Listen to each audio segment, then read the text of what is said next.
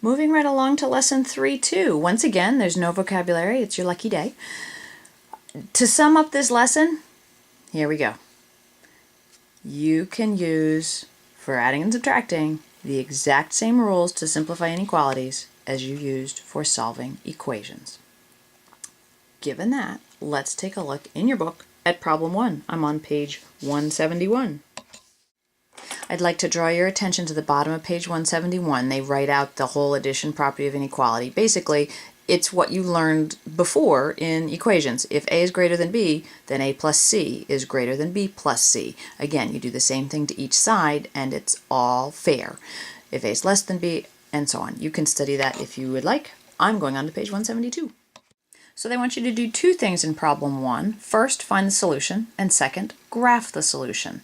Well, first you need to add 15 to each side, and you discover that x is greater than 3, and then you just draw your graph. That's not very hard. Go ahead and do got it, number 1. Probably by the time I find my Rubik's Cube, you will be finished. Problem 1, n minus 5 is less than negative 3. So you know your steps.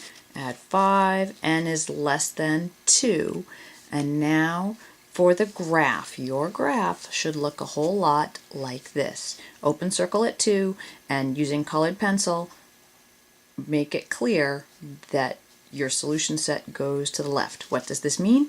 Any number less than 2 will work in your inequality. So we're adding another step. Now they want you to figure out the solution and graph it and check your solution. And they go through every single step there on page 172. Study that as you need. Got it, number 2. What are the solutions of m minus 11 greater than or equal to negative 2? Graph it and check it. I'll be working on this while you are working on that. And I fear that Caitlin's class will long be graduated before I get this figured out. Oh well. Number 2, m minus 11 greater than or equal to negative 2. First, we need to find a solution. We need to simplify this. And that's pretty straightforward. M has to be greater than or equal to 9. Then we need to graph it. Well, here's 9, filled in, because it's included, everything bigger than that. Then we have to check it. You can literally pick any number greater than or equal to 9, put it back in your original inequality, and see if it works. I picked a couple just because I knew I would get different numbers than what you did. So if I make m equal to 10, 10 minus 11 is greater than or equal to negative 2. Yeah, that works. What if I pick something a lot bigger, like 53? Hey, that works too. Good. Moving on. Problem 3.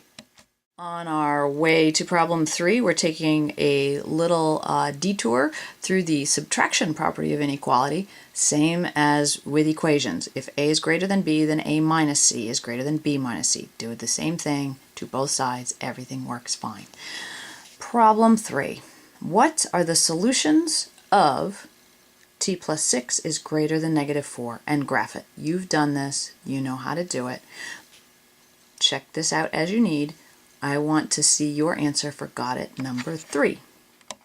So you should have something that looks like this. The problem's written out. I can see your steps. I can see your answer, negative 13 greater than or equal to y. And then, of course, the graph. You'll notice I did not start at 0 on this number line because it would have been ridiculously huge. Negative 13, filled in dot, moving to the left of that. Let's take a look at problem 4. We're almost done. So they're walking you through a problem where you create your own inequality, very similar to what we did in the last chapter. I'm going to move right on to got it, number 4. Here we go. A club has a goal to sell at least 25 plants for a fundraiser.